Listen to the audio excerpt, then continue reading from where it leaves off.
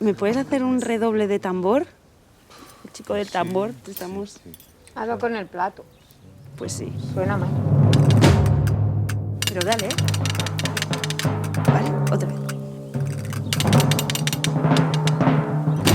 Mi madre ha decidido matarse en Suiza. He tenido un mal papel en esta comedia. He cuidado mi Berkel, he vivido sin tragedia.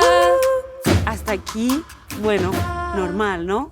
Pero es que la noticia bomba no es esa. Yo tengo un compromiso con esta mujer por todo lo que hemos vivido juntos. La noticia bomba es que papá yo no lo entiendo.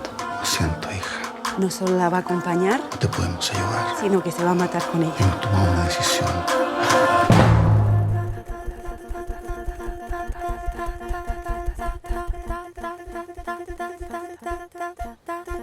Cha, cha.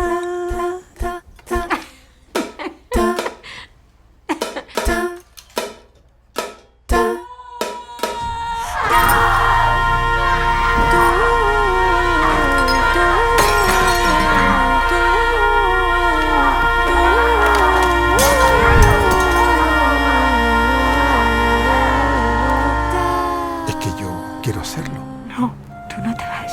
Tú a mí no me dejas solo. Nos vamos juntos o no se va nadie. No se va ninguno.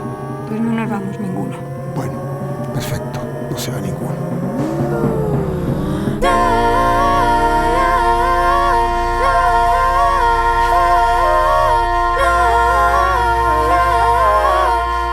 No sé lo que haría en esas circunstancias, pero sí sé lo que voy a hacer en estas circunstancias. Y si en Suiza no me ayudan, lo voy a hacer igual. ¡Que mueran los novios! ¡Bravo! ¡Sublime!